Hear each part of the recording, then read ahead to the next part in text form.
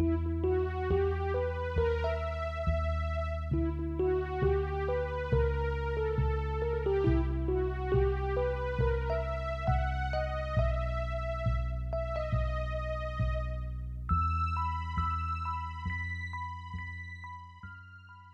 following is a fan-made chapter reading of the Pale web serial novel by J.C. McCrae. The original text can be found at palewebserial.wordpress.com. If you'd like to donate to the author, please go to patreon.com/wildbow. Thank you, and enjoy.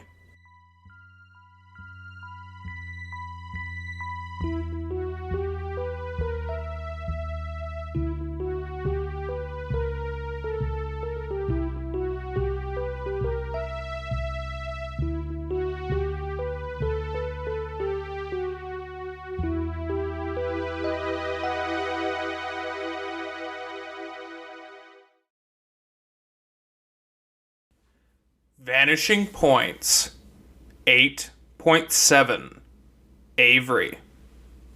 Going back a bit. What do you think this place is? Fernanda asked. What? Avery asked. Making conversation. What do you think this place is? It's a fae market. There's lots of traps, lots of items, some presumably cursed. I've been warned about this stuff a few times, in books and by other fae. Yeah, that's one takeaway, Fernanda said, browsing some finely decorated bookends and book holders. Some of the statues stretched a bit or shifted position to give her a better look. What's the other takeaway? Avery asked.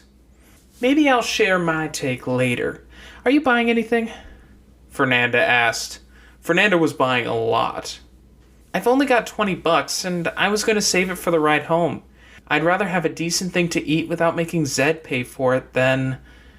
Avery leaned in closer to a little figurine carved out of wood. It looked like a fetus, and it curled up tighter into its fetal position as she drew closer. If that was your one purchase, I'd wonder about you, Fernanda said. Pregnancy charm. You brew tea with it in the steeper ball or kettle.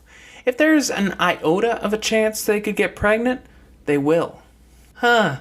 Avery replied, leaning back and stepping back from that whole table. Not that there was an iota of a chance. Fernanda went on. In some circles, it's the only kind of card you can play. It's more useful for putting someone you know into a compromising position than for drinking yourself, because the pregnancy comes on hard and heavy, depletes the body to make things happen. We have a variety of materials, miss. Some made of softer wood, to be gentler or subtler than others, the seller said. Some. He didn't finish that last sentence, but did touch a charm that looked like it was carved out of obsidian, edges sharp. The fetus carving had 3 heads. Avery was in the middle of trying to formulate an appropriately horrified response without offending the fae seller when Fernanda turned on her.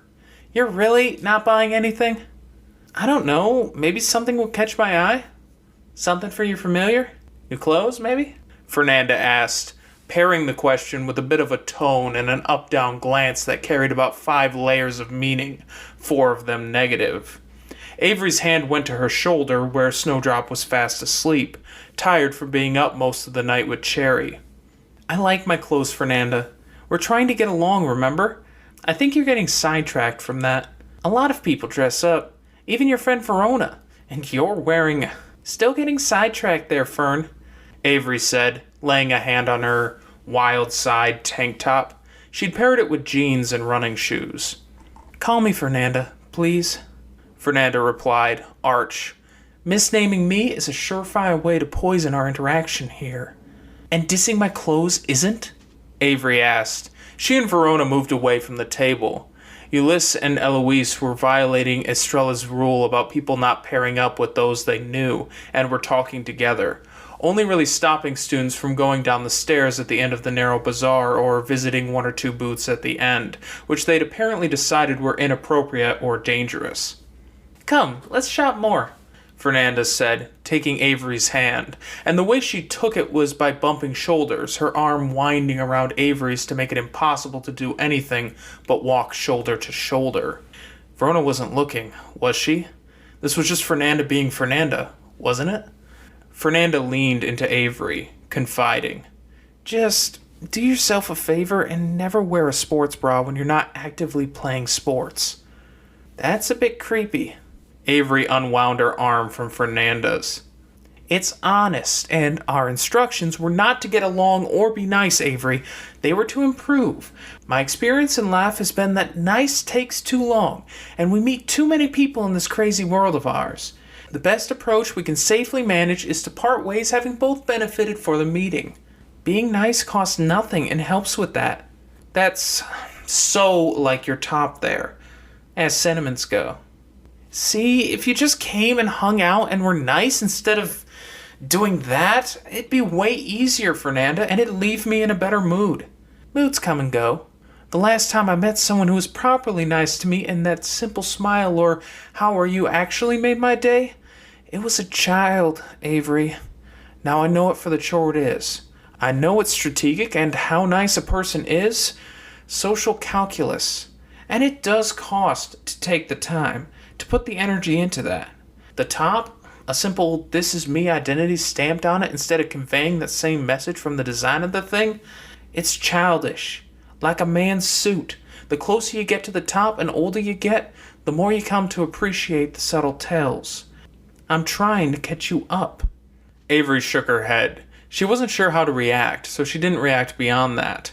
She had never interacted with another human just as... prickly was the wrong word. Weird, off, anti-her, as Fernanda was. "Don't do yourself a disservice," Fernanda said, as if it were the last word and she'd won or something. "It does me a service if I'm more comfortable this way. Since when is this your business, or anyone's?" "Since far too long ago," Fernanda said, affecting a fake aristocratic tone. "That's latest fashion for you. So much of it serves us up on a platter for the world to feast on. Sorry." Back in my homeschooling group, I was even more of a tomboy than I am now, and there was nothing about the way I dressed that deserved some of the creepiness I got from a couple of the dads and relatives of some of the kids I was with. Said stuff I didn't even understand until this year, and I thought back on it. People think they have the right to get up in our business even if they have no right to. Boys and men. I think we all deal with that. But that's fair. What if I said it serves us up, but we can use it to give and to take away? Still real creepy, Fernanda. And that thing I said about people getting up in our business when they have no right to? I told you this thing you're doing isn't great, creepy even, and you're still doing it. It's not just boys and men. Putting me in the same box as those homeschool dads of yours? Close to? Huh, Fernanda said, looking like she was considering that. Then she smiled a bit. Well, if there's any food for thought in the mix, I hope it makes up for it. I was going to buy you a top. Can I still do that? Weird. Avery couldn't find mental footing, and the more time she was spending with Fernanda, the more she was coming to suspect that it was Fernanda's thing. It recontextualized a lot of other stuff. That and that smile. Was Fernanda enjoying this back and forth? We'll see, Avery said, wary. She reminded herself that there was a whole market around them with fairies spying on them, and that America was still over there. America was looking at Lucy right now. She was restless, but her partner seemed insistent that she stay close to him, and he wasn't moving around a lot. You knew what the charms did, Avery observed. You've been here before? I've been, but it was to what Etsy called the tourist traps. Some of the same things, but 5 times the price. My family dabbled in manipulation and politics before Chase found his niche. With that speciality, you have to know a little something about the Fae. Get that glamour supply. A table of fruits and vegetables, breads, some in unusual combinations, bread with certain fruit in it, still fresh and whole despite being baked in. Some fruits mingled with other fruits, ciders and juices that looked like potions more than anything else. A woman who looked more human sat with 2 eerily well-behaved children. One of the children was wiping down a glass bottle, working the cloth into the grooves. Avery considered that her mental bar for child behavior was excited homeschool kids at group meets, Carrie and Declan. Have a taste for free? The woman asked. First sale is half off, and you'll pledge to come back to me for more should you decide to buy more. Fernanda steered Avery away from that table before she could respond. I'll know I'm doing all the work here, trying to improve things, Fernanda said, as they passed by a table of small butterfly-winged fairies in glass bottles, all dried, browned, and withered except for the scintillating wings and details to hair and dress. Avery frowned. She was happier to move on to another table, where the materials were simpler, papers all decorated at the edges. I don't know what to say, Fernanda, Avery admitted. You don't want nice. I do. I simply don't believe in nice for nicety's sake. I guess I know things are hard, and I'm leaving, and I don't think I'm coming back to this school. Verona might try, but if you want to tell me something or vent or anything like that, no need to act, pretend, or put on a mask. Then I think I'm a pretty good choice. Would you swear to keep my confidence? Unless someone's safety was at stake or I was at risk of being forsworn somehow. Fernanda gave her an appraising look, like she might have been about to say something, then said, No, that's okay. What have we got? Fernanda asked the nearest seller. She tapped the table. What's this? He pushed a cocoon in a bottle forward. Eat it. It'll make you sick for exactly a day. The worms will spin up phlegm and bad symptoms, rashes, cold sweats, bleary eyes. Then they die. You'll be right as rain after, if you don't give them water. Indigestion? Fernanda asked. By default. No indigestion. I can't bear it. A touch more expensive. That's fine. The seller tapped out some salts into his hand, uncorked the bottle, then deposited the salts and recorked it before giving it a shake.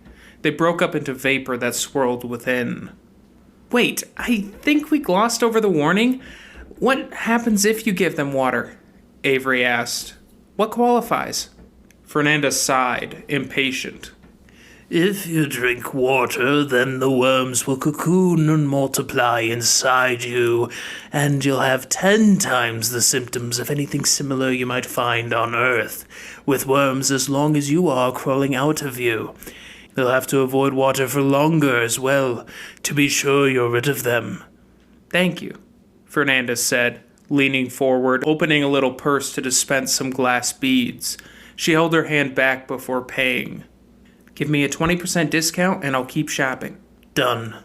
She handed the beads, took the vial, and added it to her shopping. Gross, Avery said. Trust me, Avery, there are days I'd rather be sick with fey worms in me than dealing with certain people. She tapped the table by some glass beads wrapped in what looked like black gossamer. Stolen beauty? A keen eye, miss. I know many practitioners of fey arts like to use it to steer their children's appearance, or their own. You're young, aren't you? I am, Fernanda said. To Avery, she said, It's a vanity thing. It can give you a boost in a pinch for an important event, but it's most often used to make sure children grow up handsome and pretty. I know someone who had to have one with breakfast, one with dinner. Her older brother didn't turn out well. It won't change what you have for very long, but they say it influences what you got, drawing on what your genes provide. Might be a placebo, but it provides some peace of mind. I think I'd have more peace of mind knowing I'm the real me. Oh, honey, you're naturally pretty, so of course you get to say that. Avery frowned. When buying stock like this, which has a limited shelf life, you should purchase it like you would fruit. They push the old stock that's close to expiry to the front, because that's what we reach for first. It's a simple trick that's as valid in the fairy realms as it is in our world. Fernanda selected 10 or so, then paid. Why is it called stolen beauty? You have to get it from somewhere, don't you? Avery felt acutely uncomfortable. America was watching her, she realized, and so were the children they'd seen earlier, who were walking up the edges of the rooftops, where brickwork jutted out and made stair-like ascents. Fernanda, too, was looking at her when Avery looked away from America. It's a once-a-week thing for me, Fernanda said, for the next few months. Do you want any? It's meant to make sure your nose grows straight and your face doesn't get too long as you age, among other things. I'm fine. I also have lost voices, The seller pitched. knock back a drought and change your voice for someone else's. He licked a finger and rubbed it on a bottle he kept closer to himself. It made a murmuring sound in a deep man's voice, words indistinct. How do they keep? Fernanda asked. Keep the glass clean. If it's left dirty, they'll start to die. They won't last so long after a quaff. Expect one good conversation out of them, as is. Meaning if the glass is dirty, the voice will die at the tail end of the conversation? Fernanda asked. Perhaps so. 2 men's voices, 2 women's. I'll leave it to you to select voices different from my own. You're sure buying a lot, Avery noted. What do you have waiting for you when you return home? Fernanda asked. An awkward conversation, I'd imagine. Some complicated practice stuff. New people, crisis. You should go in armed. Select your tools. Be prepared for circumstances. When I go home, I expect to find my family in utter shambles. We raised ourselves up with my older brother's help, and then we bet it all on the wrong horse, or Chase did, and I suppose I played my part in him going that way. I'm sorry. It's reality. I can't control what my family does. I can only fake a phone call to deflect and drop a tidbit of information that nudges them one way, or happen to be sick one day they want me to meet a man they're thinking about marrying me off to. That's so horrible that you have to. Always have to have a guard up against that sort of thing. Always a card in my back pocket, so to speak. Lucy and I talk about always having our guard up, how exhausting it is. Verona feels that exhaustion too, kind of, but that's more dealing with a crummy dad all of the time, you know? But that's different from a door that your family just decides to close for you forever. Love. Your friend Lucy's black, so I think there's always that little worry for her. The chance someone decides to come after her is just that much higher. Getting killed or hurt closes a much bigger door. Huh? Empathy? Avery raised her eyebrows. And you? Fernanda asked. She walked over to a booth and leaned over. Can I touch this? If you pay. A very narrow old man with horns told her, touching 2 fingers to the table. Fernanda paid with a marble, then lifted up a top off a mannequin. The mannequin shifted its weight, resettling into a more neutral posture. It was sheer, shimmery, and a kind of halter style, tying up around the neck and draping forward while leaving the back completely open, and Fernanda laid it across Avery's front. Not really me. Is it a you could become? Sir, do you have a looking mirror? The old fay with the horns pointed at a cloth draped over something. How much to look? He held up 2 fingers again. Is that an amount? Avery asked as Fernanda laid a marble down, then dragged her over. 2... It's a size, Fernanda said, with the 2 fingers. If the fingers face you, that's one denomination. If it's the back of the hand, fingernails facing you, that's another, steeper denomination. Interesting. And the mirror? The old man pulled the cloth off the mirror. It was framed by wood, and the reflection was vaguely tinted blue, a bit foggy and scratched up. Fernanda held the top up against Avery's front, and Avery in the mirror stood wearing the top, without Fernanda's hand in the way. Snowdrop was there too, but only the general outline. The rest of her billowed smoke, pouring off, and her eyes glowed. Avery gave Snowdrop a stroke, and Snowdrop stretched. The reflection of her did much the same. Fernanda held up 3 stolen beauties, and as the focus shifted, she stood there, looking a whole lot nicer. Pose? Fernanda said, leaning in closer. And hold one. Avery's instinct was to do something like stand on one leg, like when she stood on a telephone pole, but she played along, mimicking Fernanda, turning in close. Holding the stolen beauty made it look like she was wearing some nice makeup in the reflection. She was startled as the picture was taken, because mere Fernanda wasn't holding anything. She caught a glimpse of Fernanda and turned away. I'll send you a copy, Fernanda said to Avery, before turning to the shopkeeper. Are there other settings? I'm not rich. There's a backside, tilts forward. Perfect, Fernanda said, satisfied. Please. He tapped the table and she paid. You're putting a lot of money towards this when I'm not interested in the top. It's not about the top, Avery, Fernanda said, exasperated. The old man rotated the mirror, flipping it around in the wooden mount to show the other side. The tint was purple, the background blurry and dark, and there weren't any of the three things. No, they were older, by maybe 10 years. A 23-year-old Avery wore the top, as well as a resized version of her regular jeans. Tattoos decorated one arm, shoulder, and disappeared behind the fabric at her side. It's a look forward, not the look forward, Fernanda said. Fernanda was pretty, but her clothes had changed. Like the style she wore in the future shifted, showing off cleavage, her hair longer and styled, her expression harder. Snowdrop stretched at her shoulder, claws touching but not scratching Bear's shoulder, and that made Avery put a hand up, ready to catch her if she fell, which she never did, and it made her check the mirror. Nothing.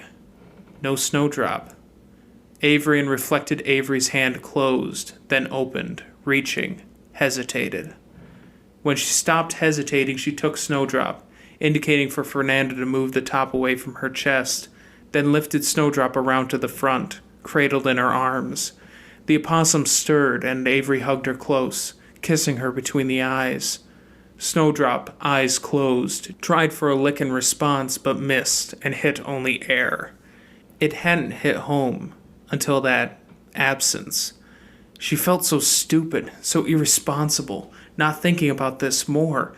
Thinking what, that opossums were out in the wild so that simple internet search on lifespan might be skewed? I guess we're not taking this, Fernanda said, in a tone that bordered on disgusted. She hung up the top. It only made every single one of the feelings Avery was dealing with flare up, defensive, guarded, annoyed, protective. Was that a facet of what Estrella had talked about? The way the Fae could subtly work in wedges between relationships? Or was it... Snowdrop was missing. Was that what Estrella talked about? Avery whispered. Preying on weaknesses and stuff? Subtle tricks? I don't think they could do that with the familiar. She's a boon companion, not a familiar. It's not formalized. Well, Fernanda said, I guess you should get on that. Avery hadn't been sure if she would take the domain or the familiar, and she'd been leaning toward the domain because it worked on so many levels. But if it was a question of saving Snowdrop, tying Snowdrop's lifespan to her own, then there really was no question. Guess so, frig, Avery muttered. You seem to have taken something away from this shopping trip of ours. Something good? Something I needed. Good, then I'm glad I spent the money. I'm glad you three picked this place. Good move, Fernanda declared. Was it? Estrella suggested it. Almost everyone will be pleased at the chance to go shopping. Most other courts would be a hit or miss. It's good politics, Fernanda said, with just as much confidence. She put her hand at the crook of Avery's elbow and swung her bag a bit with her other hand. I think you need to think more like a practitioner. The way some practitioners think scares me. Good. You're going into a crisis, lots of new others, and your focus is on the food of the trip home? Come now. I wouldn't even know what to buy. What's your style? How does it fit with your friends? Verona improvises. She's really good at some parts of practice, finding answers. Lucy's got some of the combat stuff down and showmanship stuff. She's really good at that. I like to think I'm good at exploring places, not so much here. We're all paired up and restricted to one place. I bet if you had free reign, you could navigate the Brightfall well enough. I'd like to think so, just a lot of it doesn't translate well to helping my friends out sometimes. I think I might be the worst straight-up practitioner of us. What about your style outside of practice? If you were never practitioners, we'd never have met. Let's say you had. Then, I'm the nicest? That might be mean to say, and it doesn't really matter to you, does it? You don't think nice for nice's sake matters, right? This was weird, being arm in arm with an objectively pretty girl, one who was touchy-feely on what could be called a shopping date. Lucy's, Avery said, looking. She found Lucy talking to Cass and some of the boys. Mission focused, tackles the issues. Verona, she pulls back, waits. Pulls back like you do, going places? That's the practice, and I don't do that. I'm not good at articulating this. That's okay. I should probably be wary of telling you too much, right? Thinking like a practitioner? You're leaving, right? We might never cross paths again, so it doesn't matter by your logic. That's cagey enough. I feel like I'm being manipulated. I'm not sure. What are you and me doing here? Shopping? And I'm having fun. You were playing sports with Corbin and the boys. You were allegedly pretty good. Allegedly? I don't know these things. No interest.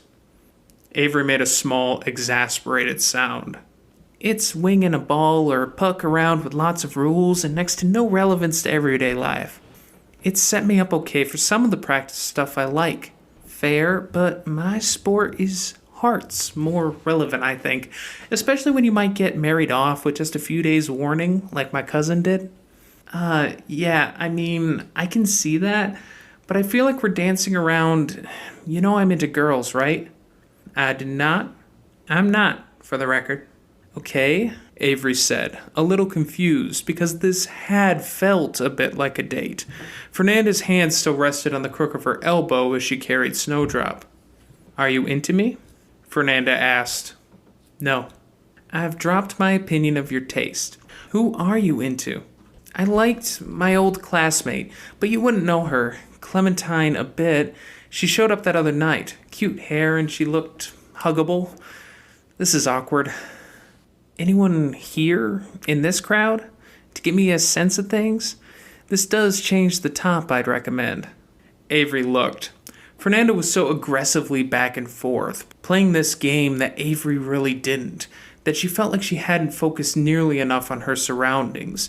She looked and scanned the crowd, reminding herself of where her friends in America were.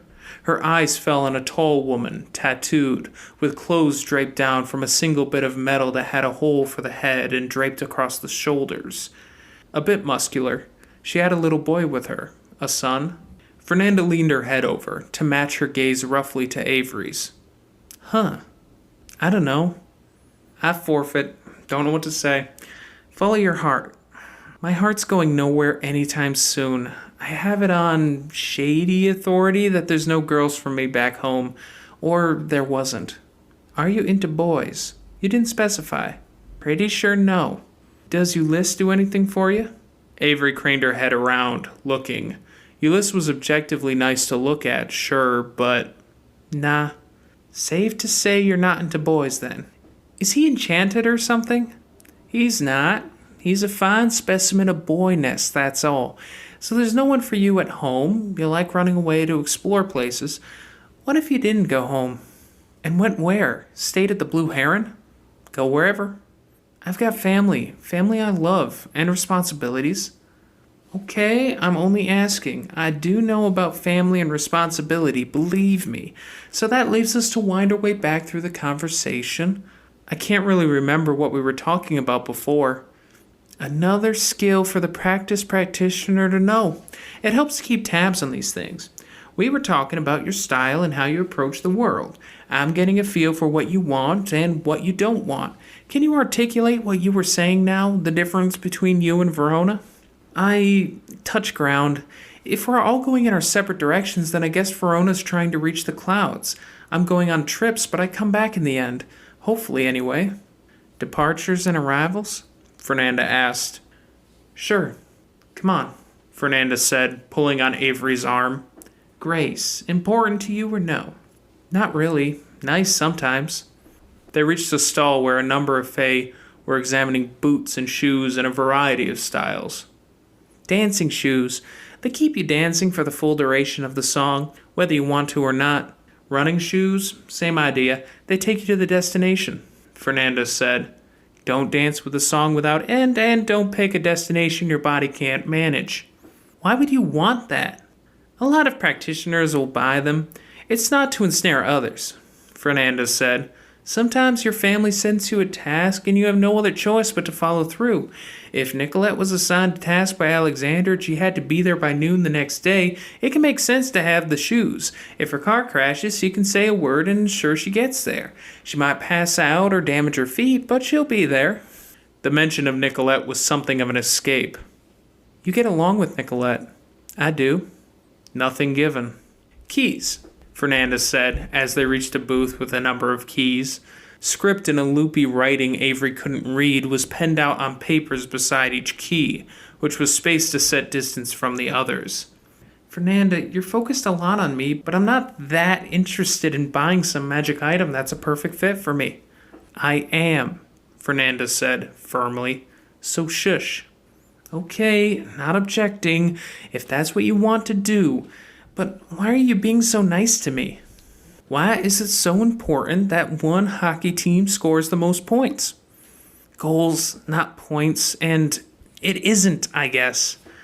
But people pray, hands to the sky, full-hearted with faith that their team wins, right? Yeah, you're right. This is my game, and this is how I win. I win people over, or I destroy them, and I'm tired of destruction right now, Fernanda said before addressing the key salesman. English? He shook his head. Anyone translate? I'll pay, she offered. Nobody bit. Silas! Fernanda called out. Avery winced, as did one or two Fae.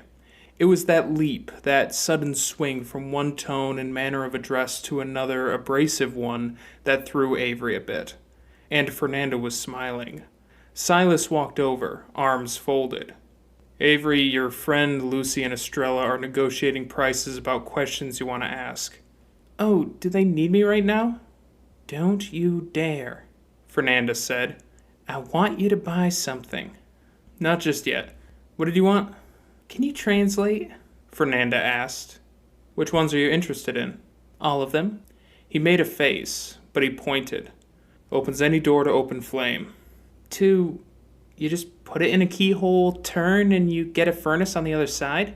Avery asked. That's what it reads as. Avery could picture opening a door as something charged at her, and letting it charge through, which would be a pretty extreme way of doing things, and reminded her of Bristow walking into the kitchen. Ugh. Plug this one into an animal, and through a combination of left and right turns, designate what beast it should unlock into. Verona might like that one. Does it work on humans? No. This one sets a trap. Spring-loaded spikes, flames, darts. Doesn't work on doors, only other things with keys. We're looking for departures and arrivals, ways to get places. Or get home, Avery said. A fairy bought a key from a pile of similar-looking ones, all bone white, with the head of the key a white flower inset into a ring, the teeth twisted. Silas indicated those. Escape keys. What are those? To find the way home, or to get home, depending. If you're stuck somewhere, they're a way back. Looks like he sells locks you can carry with you and mechanically install, so you have somewhere to stick these keys. If the way home is easy, it opens a door and you can step through. You'll be back. If not, it breaks the door or wall or whatever, and you use the way the pieces land or point to find the best direction to take. That's actually pretty great, Avery said. Hot ticket item, it seems, Fernanda said. It was true. 2 had been sold in the time they were standing there. How much? Avery asked. Silas switched to another language. That rolled off his tongue. The seller replied. How much do you have? Avery held up the 20. You'd need 3 times that. For a key that's selling that fast? It's high in demand, Fernanda answered. Let me. I don't want to owe you. You don't and you won't. Thank you, Silas. I can money change. Here, Fernanda said, plucking the 20 from Avery's hand, then handing over 2 more. There. Silas provided Fernanda the money, and she bought the key, handing it over. Why are you being so nice to me? Avery asked. And don't tell me it's a game. You're spending money. You wanted to buy me a top. That's not... You don't know me. It doesn't matter if I'm going to be gone. Then it doesn't matter. I've got my family's money to spend, and I might not when the summer's over. I want to have good things to take away from this summer that aren't Alexander dying and my family being ruined. And you were friends with Lila? Fernanda looked aside, searching the crowd with her eyes, then almost absently said, Don't spoil this. I'm not wanting to spoil it, but I was there, and if you wanted to talk about it, I really don't. You don't have to reciprocate. You do realize that? You don't have to get involved. Trying might get you hurt someday. You got into the thing with the school and the fight between headmasters, and you didn't have to. Our hands were forced some. They were, probably. I did hear Verona shouting at Raymond about that. But start looking for other ways. You don't have to save me or help me. It'd be nice if there was a way to. Nice for nice's sake is meaningless, remember? You can't. You're not all-powerful. You're not even that important. Do your thing. Enjoy what parts of life you can. I kind of hope that tough conversation that's waiting for you goes okay. I kind of hope that crisis goes okay. I don't care that much, but it'd be good if the world sucked a little less. Avery floundered a bit. Say okay. Okay. Yeah, it was cool, hanging out. Naturally, I'm good at this. And getting the tour, seeing this through your eyes, getting a few wake-up calls or some food for thought, Avery said, stroking Snowdrop. You'd be a good teacher or counselor one day, I'd bet. I'm not sure about that, but thanks for saying so. Your friend Lucy's waving you over. Avery nodded, pocketing the key. The teeth of the old-fashioned key had a way of snagging on the fabric inside her jeans. Lucy, Timon, Silas, and Estrella were standing by a booth. Estrella was talking to one of the host brothers about something they were buying, apparently. How are you getting by? Lucy asked. Spent my snack money for a ride home, but I got a key that might save my ass in a pinch. I'll lend you money if you need it. Maybe. Sure. Where's Verona? Shopping with Raquel. Get everything you wanted, Fernanda? That's a full bag. I'm not even halfway done. I'm leaving nothing to chance. Avery kind of appreciated on a level that the shopping trip had paused. Fernanda was intense and demanded focus, and the shopping was dangerous on a level, and she'd had little time to appreciate the scenery, the people. The kids from the street where they had arrived were up on the rooftops. They'd been tracked here, and it felt like being stalked because they were being stalked. The distinction was that she had no idea if the stalking was something dangerous or if it was benign. Were Faye just interested in them because they were human, strangers in a strange place? The people shopping barely seemed to care. If anything, it felt a bit like they were in the way, which was weird, when so many Fae were so overt, cunning with words. How different would this be in the tourist trap areas? The large, muscled woman with the little boy had lifted the boy up to one shoulder, where he sat with room to spare, which was really cool. He was carrying the shopping. Rolls of cloth. Maybe she was making another outfit like the one she was wearing. One old and stooped merchant packed up his booth, folding up a cloth in a way that it seemed not to care about all the portraits and pictures that were beneath. It folded into a 1 foot by 1 foot square, and with what Avery suspected was about 100 pounds of stuff inside. Someone else began setting up in the same booth as he departed, carrying his stool in one hand and cloth in the other. Can't make heads or tails of this, Timon said. Feels like you have to ask about every item, but they almost get annoyed if you try. You picked up an idea of it, Fernanda replied. Living charms tied into life. Fruit that looks artificial with grapes that look like jewels. Appearance-focused or status. Ephemeral baubles for ephemeral effects. A solid, inflexible key for solid, inflexible effect. Structure. Fernanda's actually really good at this, Avery said. Some past experience, though. Some. One visit. That was something Lila was good at, Timon said. Avery made a small gesture. Timon didn't elaborate. Fernanda didn't react. Avery glanced at the woman in the booth, with blackboard black skin marked with fine gold curls, waves and decoration like expensive china. The clothes she wore weren't anything too fancy. Verona hurried over, trying to fix a strap that was falling off her shoulder. Raquel followed at a more leisurely pace. Here she is, Lucy said. Verona looked a bit out of sorts. Was that because of the America situation?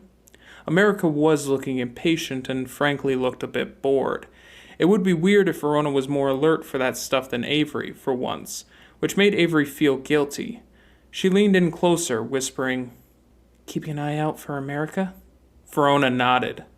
"Hopefully we're okay between all of us," Lucy commented, despite not being close enough to hear the whisper normally. She glanced at the booth, then Estrella. Avery did the same. The woman at the booth took that as her cue. "Are the questions and answers both for all ears present?" Verona looked at Avery while Lucy frowned. "Do you want to go for a short walk, Fernanda?" Raquel asked. "I guess. Is that okay?"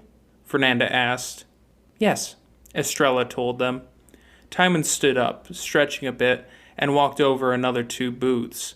Silas followed after him, as if keeping within a couple of strides. "You want a decisive means of dealing with the high summer and dark fall courts?" "Yes," Estrella said. Their reasons for coming here had been layered. On the one level, like Fernanda had said, it was politics. On another level, it was strategy. Highfall sold answers, remedies for afflictions, ways out, ways in, ways to be petty. They needed answers. Among these answers, they needed some stuff on Marichica. And who better to reflect on Darkfall than Brightfall? High Summer was simpler, but if there were ways to deal with a Guilherme betrayal, or a way to change up Guilherme's situation, maybe that was for sale here. Like with the key and a possible escape from the paths, even a hint in the right direction could be vital. "Estrella," Verona said. "Jarvis looks confused. I think America ran off." Estrella turned, looking. "Just saying, she kind of sorta might be wanting to start some crap with us," Avery said. "I knew that much." "I told her," Lucy added. "I knew before. America is many things, but she's not subtle. Silas? Fan out. Notify the other apprentices. Students should gather at the... Where was America last? With Jarvis? Opposite corner then. Southeast. Close to here. Send Jarvis to me. You 3, stay here for a moment. Tell students that they can shop for small items, but nothing more, until Silas or myself are back. Can we ask our questions?" Lucy asked. "It's why you're here. Might as well." Lucy took the money she pooled from each of them. Minus the fast food they'd grabbed and money Avery's parents had sent her, it was $75 in total. Lucy handed it to the woman at the booth. "Ask your 3 questions," the woman at the booth said, as she put the money on a shelf beneath the table. "For each you get 1 answer you want and 1 you didn't expect. 9 gifts from a Darkfall fairy, outlined here," Lucy said, handing over a paper. 3 traps among them. The challenge? Clarify. In a set and strict contest, we have the right to challenge the result. Depending, the opposition may have to prove that it's doable. And the disguise glamour? The woman asked. "We thought it might be one of the traps," Avery said. "I was shown how to dress myself up to be a boy." Off to the side, Zed and Sol hurried over, guiding students. He urged them back, but Verona walked over to whisper to him, and he remained where he was, a distance away, ushering students. Bree guided others, as did Eloise and Ulysse. "I can tell you where the traps likely lie, but I don't think you'll be satisfied with the answer." "Tell us," Lucy said. "We have suspicions about 2 from past incidents. The nettle-wisp and the animal form." "Yeah," Lucy said. "The nettle-wisp can get stuck if it's not triggered so long as it's attached to us. More than that, if left too long on something unattended, it can seize the item for itself, making it impossible to retrieve." "And the cat form," Verona said. "I've had a bunch of fairy force me back into it." "What occurs with repetition can become expectation. You make it easier to do it to you every time you do it to yourself." "There should be a 3rd trap," Avery said, careful to avoid asking a question. The woman reached out, and Avery extended her hand. She glanced back, nervous both because something from America might be happening now, and the woman might be up to something. The woman held a single charm from the charm bracelet between her fingers. "The like-to-like charm," Avery murmured. "You give up a bit of claim to the person who gave you the glamour every time you make the change. They could take these items from you in a critical moment." "Really good to know," Lucy said. and it won't matter. Lucy frowned. It won't matter much that you know. Seeds are set and you can't answer each of these traps, and it won't matter. That's the unexpected answer. If a $25 answer were all it took to beat her, then she would have chosen a more effective path. How did you know it was a she? Lucy asked, suspicious. Because I know things, the woman said. I earn my keep doing this, interring and deciphering. What are your other questions? How to beat the High Summer Fairy if he becomes your enemy? How to beat this young, dark, fell fae if she becomes your foe? The students were chattering a distance away, not in earshot but close, and some had filtered away from the main hubble to continue shopping or to talk to the apprentices that were keeping them corralled. Something like that, Avery told the woman. Those answers will be even less helpful. Focus on the one, the traps, or think of another thing to ask about. Like? Verona asked, just as agitated as Avery. She had her back to the woman and was watching the surroundings. Do you want to make that your question? Would it be smart to? Verona asked. Only if you're inflexible of mind and short of imagination. You could come up with better yourselves. A number of the fairies seemed bothered by the students being grouped up and blocking the way, and were talking to Eloise and Ulysse in a heated tone, or Eloise and Ulysse were talking to the fairy, upset about what happened to the goblin princess. What are we not getting about the traps? Avery asked. That she has her traps for you, in the mist. 3 simple traps that she may use to foil or distract you. Inconveniences, a nettle wisp you can't put away, a like-to-like charm that might cost you ownership, temporarily or permanently, and an animal form that makes your own shape harder to hold on to when you're dusted in glamour or cat hair. But there are traps there that are from you, for yourselves. Telling me I'll be alone? Avery asked. No. Unkind in the moment, but it's given as a gift, I believe. One that may serve her as much as it serves you. She's set your trajectories by handing you tools, telling you that you may easily become other and that you were chosen for that reason, giving you a way of putting your mark on an argument and making it yours. When it's rare, you would want the argument and its consequences, giving you another face to wear, so you're left more certain that you want your own individuality, your own self.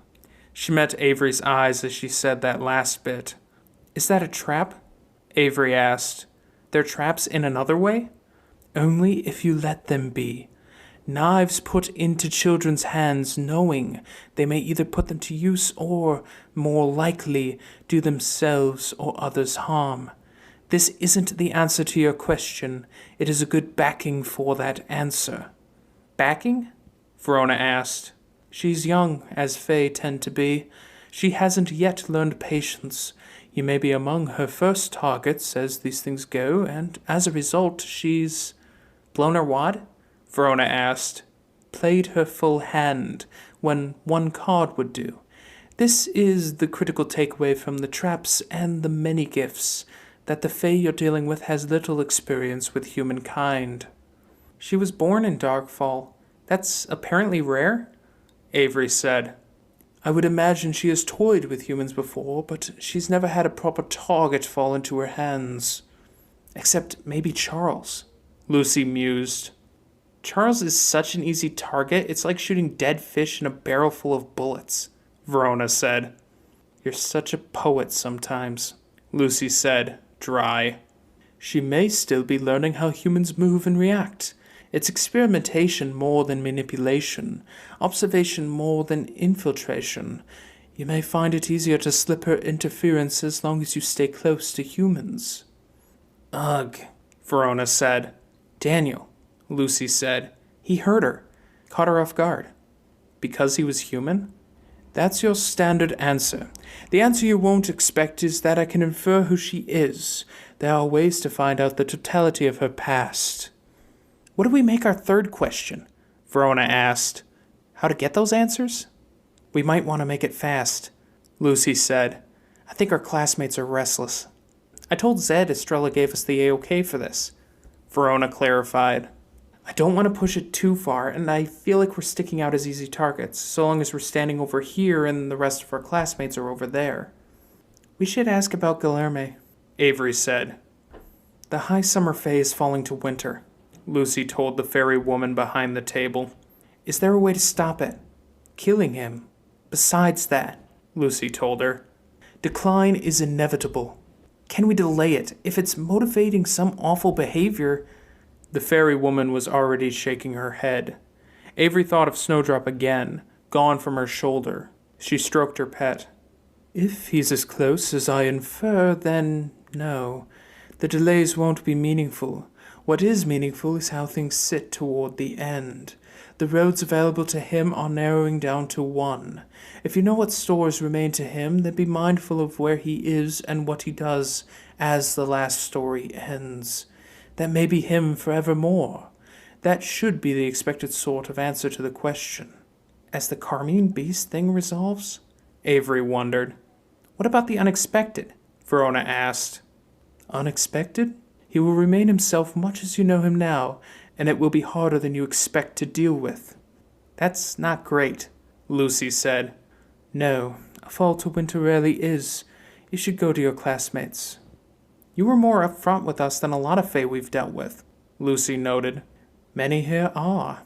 Your teacher chose this location for a reason. Sensing that things were winding down, Zed waved them over. This place is weird, Avery said. I saw this little kid in a cage and I have no idea how to digest that, Verona said. For all I know, he was the real master. It was all an act, and if I'd done something about it, then I'd be in deep trouble. You got what you came for? Zed asked as they joined the group. Yeah. We're going down the road a little bit to be less in the way. Other than that, we're staying put like Estrella told us to. I asked some questions at that booth, Corbin said. I'm not sure I got my money's worth. She seemed okay, Lucy said. Felt like it was on the money, and Estrella backed her. Yeah, well, we're currently waiting for Estrella to find a lost or runaway student, and if a student who got put in charge loses a student right after the whole thing with Bristow and Bellinger, then I think some parents are going to lose their shit, Corbin said. Enough, Zed warned. Let's not stir things up. It was interesting, Avery saw, that as they huddled, the student body didn't feel as divided as before. When teams had been picked, everyone was in their own subgroup, still divided into the Bristow and Bellinger halves, and stuff was tense and kind of awful still. And now they were all together. All a bit stressed, but they were all stressed together. No sides, really. Or far less. Had Estrella done that on purpose? Probably. Had the easy companionship she'd found with Fernanda towards the latter half of their whole discussion and shopping binge been intended? Less probably. Still interesting. Where's Liberty? Lucy asked. Went with Estrella. She knows her sister and where her sister would go, Ulysse said. Some Fae were giving them a wide berth now. A family where the children didn't match the parents in any way. A woman who looked like she was made of gnarled wood. Snowdrop started climbing down her arm and Avery lifted her down. Snowdrop became human. Awake? It's boring right now, Snowdrop said, looking around. Avery put a hand on Snowdrop's hair, smoothing it a bit where it stuck up. Need to figure out what to do with you. And what to do with Guilherme, and everything else.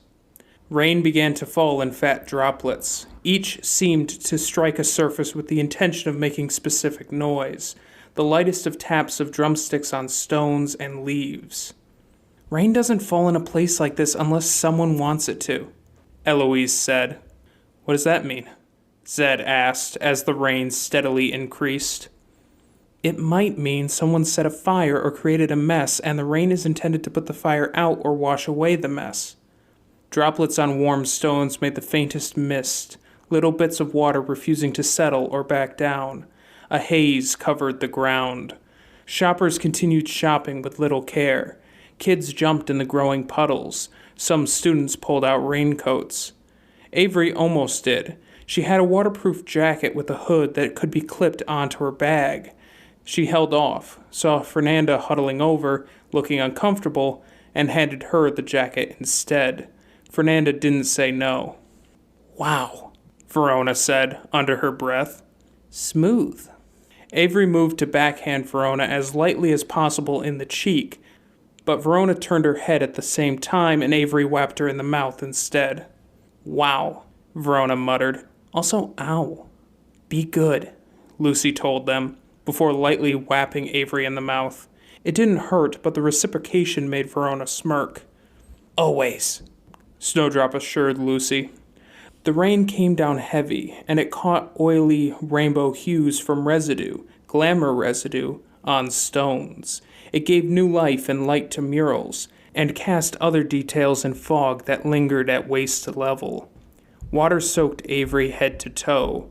It was refreshingly cool, and she pushed hair out of her face. Snowdrop flipped up her rainbow hood, but left her coat unzipped. Over here, Jarvis called out. Liberty, soaking wet. What's going on? Amin asked.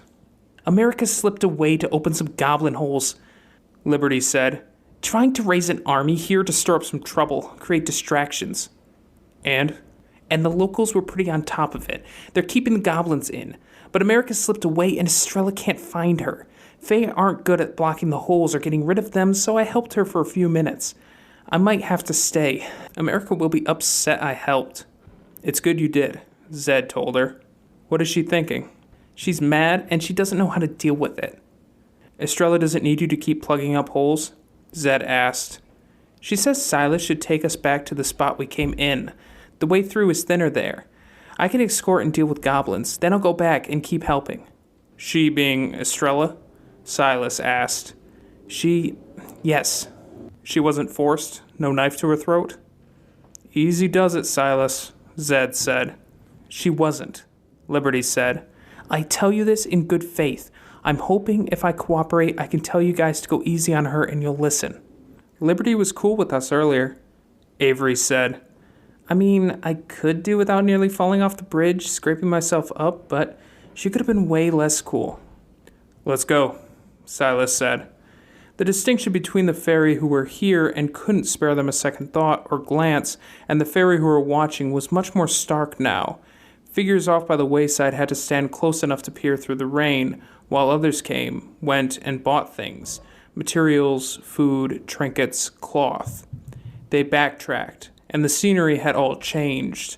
The river, droplets hitting droplets and creating many times the mist, all fog. People by the banks were moving up to the slope to set up shop on higher ground. It pressed crowds in closer, and those crowds didn't seem to care in the least about getting wet. They didn't shrink in size, maybe, or they did shrink, but they didn't appear to because they walked closer together, and the areas off to the side were foggier. Here and there, light stabbed down through the tree branches that were perpetually overhead, through cave roof, and it was bright enough to light up the fog, and to reflect the hues of the leaves beneath, so it was rarely a pure white or pure gray. Goblins jeered in the distance. Estrella is going to be upset. We have contacts here, Silas said. It might mean another, longer-lasting expulsion for America again, Zed added. They trekked through puddles and mist, dodging the ferry that ran this way or that. Here and there, the masked children could be seen, observing. Something came fast for Avery, fast, fierce, and with no sign of slowing down. She held on to Snowdrop, touched the black rope that was coiled in her pocket, and threw herself into mist, turning her head. She'd spotted a roof, and she placed herself and Snowdrop there. Below, a ferry cut through a crowd of kids like they weren't there, charging forward, too big and too hurried to slow down for them. Avery! Lucy called out. Here, got spooked, she called down, waving so Lucy could better see her. Verona pointed and Avery turned, expecting to see America. It was the girl with the black fur, now wet. You wear a mask, the girl said, reaching out. Avery took a step back, bringing her to the very edge of where the roof's peak stopped, and the descent to the ground began. Snowdrop crouched in front of her, low to the ground, water streaming off her raincoat. The masked girl's hand touched air, and the image of the deer mask traced its way through the mists, as if it were being pushed aside. Are you important? Avery asked the girl. Aren't we all? I mean, do you have a role? Don't we all have many? It just feels like judges, or like you could have had the appearance of children while being rulers here. Where do you think we are that we would have rulers? The Bright Fall Court? Am I wrong? You're right, the girl with the mask told her. But you're paying attention to the wrong things. That felt like a warning. America imminent. Avery glanced around. Other children were gathering. The girl with eyes like gold, flat and wedged in raw eye sockets, beneath a bird mask. The boy who was so light the wind could lift him up in little ways off the ground. A girl with a pretty dress and a mask with an upside-down face with tears streaming from eye sockets to eyebrow to the top of the upside-down head, all soaking wet. I'm sorry for the trouble. Trouble rolls downhill to reach us. You know a little something about that. Yeah, kind of. The girl with the curly hair and curled toes stepped forward. Do you want to stay? We can fix up your mask, make you pretty. Friends, tasty food, and young love that will never stop being young or lovely. I was just telling a friend, I love to go places, but I don't think I'd ever intend to stay in those places. Then it's time to head down. She's waiting. Avery turned, looking. Fernanda wearing her coat, and Verona, and Lucy. They were waiting, yeah. They couldn't go if that meant leaving her behind. Snow, she said, taking hold of Snowdrop. Then she hopped down from the roof, clapping shoes together twice. Wind stirred, fog spread, and they landed on the footpath below. Hands seized her, as if to steady her, and she was reminded of the forest ribbon trail, meeting Snowdrop. Then those same hands pulled her down, sideways, and off balance. Into darkness and into muck. Goblins chittered and chattered. She's waiting. It's time to head down. There was only a sound of Lucy shouting and a burbling of mud. She slid on her belly, and it felt a bit like sliding down a water slide with razor blades set in it. She stopped sliding down the narrow tunnel and immediately curled up, knees to chest, rolling a bit. Snowdrop, muddy, clambered over her, taking up a stance to protect her, a dinner knife in hand. The thing about fairy is it's all so fragile. It's also fake, pretty, and little else. America said in the gloom. The mud sucked at her boots, but didn't really slow her down.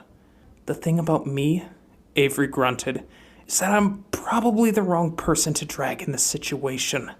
She found her footing, muddy hand against mud-slick belly, which stung from the various cuts that had been bandaged before her downward slide had peeled it off. It stung more than mud should, like lemon juice had been rubbed on it. The tightrope of Light's path had given her a minor boon of balance. It had blessed Lucy and Verona with the same, but less, both because they weren't finders and because she'd done the ritual and led the way. There were ways to do that ritual and take away trinkets and boons, but they'd mostly just wanted a way home after a long night, stopping Clementine and Daniel and Sharon. Balance helped in this mud. The Zoomtown path had bestowed the ability to navigate a crowded way forward. There were goblins in this tunnel, between her and America. She had Snowdrop, and she had the black rope, which were both from the Forest Ribbon Trail, though the black rope was from Miss. Her spell cards were wet, but she had her charm bracelet. She pulled the ugly stick free. I'll probably get expelled for this, but I'm having trouble seeing the point of staying. Liberty? Avery asked. Liberty will stick by me. That's not... Avery started. She glanced down at Snowdrop, who was crouched in front of her, knife in hand. Not something to take for granted. You know what is something to take for granted? My boot up your ass, because there's a heck of a lot of things worse than the boot I could use. Goblins chattered and sniggered. Aren't you tired? Avery asked. I'm tired. This is all so stressful. The fighting. I didn't get to fight! America shouted back. Her voice didn't ring off of the wet mud walls, nor the ceiling that was so sloppy with mud it felt like it could cave in at any point. You took that power from me. You took the right to have a say.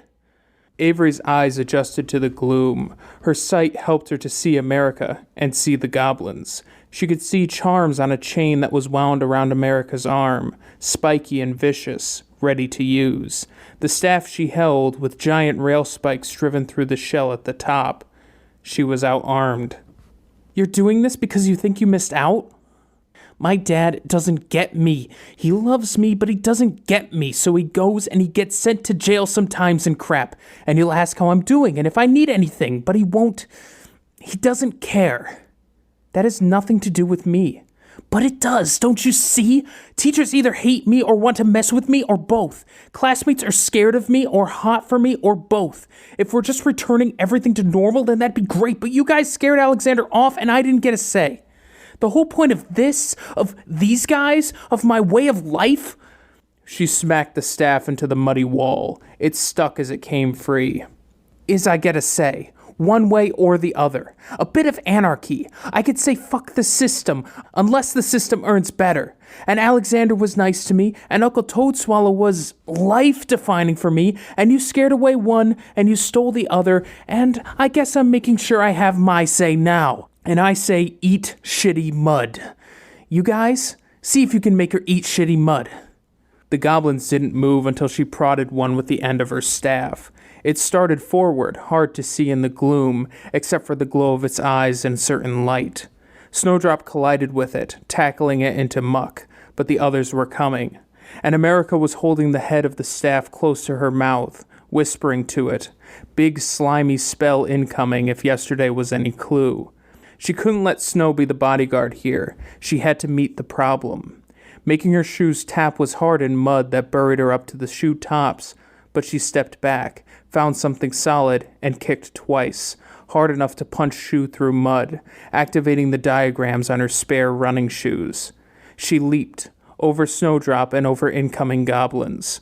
America aimed for where she landed. She landed in a skid, a goblin coming right for her, blithely unaware or uncaring about the incoming slime spell from America's staff.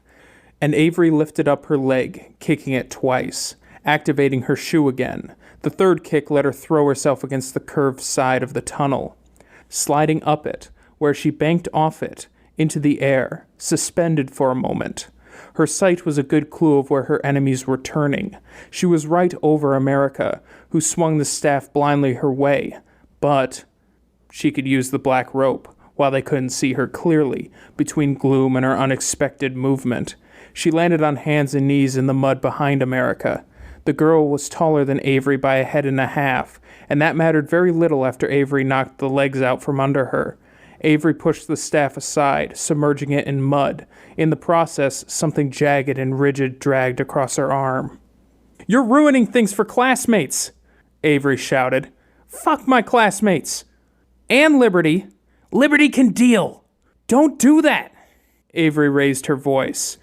Goblins clawed at her, dragging her back. She kicked once, twice, almost twice. A strong hand seized her ankle. "You're causing the Brightfall Fae grief. Fuck the fairy most of all," America crowed, her hand finding Avery's neck and shoving Avery off her and into the wall. She settled with the staff beneath her, points jabbing the back of her shoulder. Goblin seized Avery's wrist before she could prop herself up. "No, that's a cute goblin joke, but..." Goblins crowded Avery's head. For a moment, heart-pounding, she was certain she was going to get drowned in mud, her head forced under. You own the arguments you claim. You own the consequences. Hadn't it been something like that? Snowdrop threw herself at the goblins, snarling and hissing, bowling them over so one landed against Avery's head. But at least they weren't shoveling mud onto her, smothering her. She wasn't stronger than America, let alone the goblins. Were her friends coming? Was there any way through or a way in? She wanted to ask Snowdrop to go and get them, and to show them the way, but she was pretty sure that if she did, then something really bad would happen in the meantime. The sounds Snowdrop was making were emotional, furious. "You're scaring my opossum. Fuck your..." Avery hit America as hard as she'd ever hit anyone without her hockey stick in hand. "And fuck you. You're just making everything worse because you're angry. Things suck already, and I know they suck for you." A goblin blindly flung some mud at Avery. The weight of the goblin princess was pushing her down, and only the staff being where it was keeping her from getting drowned in this dark, shitty hole. And she could feel the point sinking in at her shoulder, hitting bone. "But they aren't great for us, too. We're trying to handle it as problems come up, and you're sinking everything." No, fuck you, fuck your pet, fuck the Fae, fuck all this blue heron crap. Fucking where fucking is deserved. They can deal with the goblin holes, the blue heron can run damage control. And as for you, you can eat mud until you can't look me in the eye anymore, and I'll show your sorry mud-fat face to your friends, and then I'll do it to them. And how about if you don't? If you get away, if you chicken out, I can find you where you live, and I'll do it to your family. Avery swung in for another punch, and her hand was caught. Her hand trembled, shaking from emotion and exhaustion. Her feet scraped in mud and couldn't find anything solid, and the mud was too dense for her to tap her heels together in any timely way. "And this is it?" Avery asked. "This is the way it goes? Keeps getting worse because we have to hurt more than we're hurt? Eye for an eye. You're asking for 2 eyes. Avery groped, and Avery found the answer somewhere in the dreck of this ruined field trip. "They're poor. They're struggling." America didn't answer, but her eyes narrowed. "The Fae. That's what Estrella wanted to show us, I think. They're not rich. They're not fancy. They're not super manipulative. They're tired, and life's hard, and they're selling stuff, but some of those pleas and offers hadn't been manipulation. The woman offering free fruit for steady business. The fairy selling the information. The fact one Fae hadn't known English. Sure, the stuff was pretty and cool, but was K'nett any different? K'nett sold stuff in stores that was objectively fancy, like music and music devices and televisions and stuff, but it didn't change that K'nett wasn't exactly doing great. It had been fairy, not practitioners, shelling out for an escape key because they couldn't trust they would always be able to get home. They're poor, or they're down on their luck, or they're not really fancy fairy, and to them, $75 is a lot, and we're kind of ruining their day causing this mess, sending goblins at them. How is that an eye for an eye? You're making the lives of struggling people harder. You're not the victim. You're the asshole."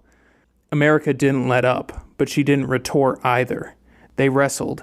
Avery struggling to find some traction, pressed down, a stabbing pain at her shoulder and more pain at her arm, and her stomach stung and indignant fury gripped her. That snowdrop was struggling and fighting too. Avery found the breath to shout again, "I didn't want this outcome! I know Verona!" She stopped and grunted out air as she fought for a second. "I know she said it, and I'm saying it more. I didn't want this. I don't even eat meat, and you think I want Bristow dead? You being a vegetarian makes me want to hurt you more." But as much as America said that, the wrestling fight tapered off. America hurled herself back, because there was literally no other way to safely disengage, and then rose to her feet. Avery remained where she was, panting for breath, until a goblin moved to her left. She sat up and shoved the goblin off Snowdrop, who was on top of another goblin. America bent down, grabbed the end of her staff, and pulled it through the mud, shaking it free. A good 30 seconds passed without comment, each of them heaving for breath. Goblins started to edge in closer, and America gestured for them to back off. "If you're mad, be mad at the right people," Avery said. "I'm not the right person. Neither are the High Fall Fae." "Stop blathering. I stopped hitting you. Give me a bit of quid pro quo." "Be mad at the arrogant jackasses who pushed for this crap when it was all for them, their goals, and we were the cannon fodder," she told America. "Stop, or I'll start on you again." Avery stopped. "Tell Liberty I'll be at home. I'm done here. There's nothing I'm that interested in at the school." Such a waste. America whistled for the goblins, and the goblins went. And Avery lay there, half sitting against the wall, wrapping an arm around Snowdrop as Snowdrop came over. "Want me my familiar, Snow? I gotta do right by you." "No." "Okay. How hurt are you?" "I'm gonna die, Avery. Mortally wounded. So if you want to force me to be your familiar, you've gotta do it fast." "Okay. We can't take too long." "Yeah." They lay there for another minute. Something squelched further down the tunnel, and they went still. After another bit, they rose to their feet and tried to go the way they'd come, When they found the way too steep and slick, they found their way around. Goblin eyes surrounded them in one of the winding side tunnels. Some of those eyes disappeared. The others remained silent. An indeterminate amount of time later, Liberty appeared, Lucy and Verona following. I couldn't convince her, really. She walked off. She doesn't intend on coming back to the school. Doing this, I don't think she's welcome, Lucy said. Avery shook her head, angry at herself. I thought I could get through, shake her up a bit. Sometimes people are too mad. They can't be reached, Lucy said. Some books go unread, Verona added. Liberty led the way out, wordless, goblins herding around her. When they reached the end, they looked at the injuries. The exit came up at the shore behind the gas station, and Zed was ready with his station wagon. In the end, they used the hose by the gas station, with permission, to hose off the mud, and then she got patched up some more, with stuff bought inside. We could stay the night, Zed told them. Let you recuperate, make it easier to explain things to your parents. Lucy and Verona looked to Avery, but she had the impression they had their own feelings on the matter, and they lined up with hers. I want to go home. Let me help you grab the bags, Zed answered. Lucy went with. Verona, exhausted from the hike through the Warrens, sat with Avery. Neither had much to say. It was dark, and food was being delivered off to the side of the school. Nicolette brought some over. Everything okay? Not great, but I guess it's as resolved as it's going to get. Goblin Princess still angry at us, but maybe not so angry she'll keep coming after us. Verona summed it up. You going tonight? Nicolette asked. Avery nodded, putting most of her energy into cuddling Snowdrop in her lap. Mr. Muser's going to be the new headmaster. What? Verona said, aghast. Nicolette shrugged. Avery stewed over that, remembering Mr. Muser attacking the goblins, the approach of the school. Lucy and Zed brought out the rest of their stuff. Avery got up, handed her stomach, wincing a bit, as Verona popped the back so the bags could be dropped in. Mr. Muser, Verona passed on. Yeah, Zed said. I was going to tell you in the car. Feels like the wrong call, Lucy said. I think it's the call he feels he had to make, Nicolette said. Give me a second with them, Zed. I'll warm up the engine and pick the music, Zed said. Nicolette nodded. The door slammed. Verona closed the back. The windows rolled up. If your discussion with Raymond had gone another way, Nicolette said, trailing off. Which discussion? Lucy asked. The other day, the questioning about Alexander. Lucy nodded, her lips pressed together. Avery swallowed hard. If it had gone another way, he might have felt differently. But Muser can protect the school. He'll be able to handle that kind of interrogation in a way Raymond couldn't. It's what the school needs, Raymond thinks. Don't tell Zed I said that or he'll get mad at Ray again. Maybe he should be, Lucy said. Lies and deceit and a dead staff member. There's no way it ends in a clean, tidy resolution. You think we? Verona asked, trailing off. I know. So does Raymond, I think. Or he's suspicious enough that he chose a headmaster that would be strict, be very practitioner-like practitioner, and he'd focused enough on his own agenda that he'll listen when Raymond says he'd be reasonably satisfied with the result of the investigation so far. He'll want to focus on other things. Doesn't care enough. Anyone else, including the other contender, Crow, they dig. And this thing would be perpetuated endlessly. Neither Lucy, Verona, or Avery really had an answer. Alexander was dangerous. I don't know how it happened or what your degree of involvement is. I don't exactly care. Do Raymond or I need to worry about this going further? I mean, I know it will somehow. These things always do. But from you three? They exchanged glances. Lucy shook her head a little. Raymond still wanted to meet with Charles. He said to pass that on. I'll be in touch somewhere down the line. Bye, Verona said. Bye, Nicolette said. Have a nice drive. She handed over some of the food in paper packages that she'd been holding and gave over Avery's jacket from Fernanda, then walked off. The three of them and their one opossum climbed into the back, shutting the door. Avery met Zed's eyes, saw them as curious, penetrating, until he looked away, focusing on the controls of the car as he shifted the clutch and got it moving. To home, for better or for worse. This has been a fan-made chapter reading of the web serial Pale by J.C. McCrae, read by me, Stephen.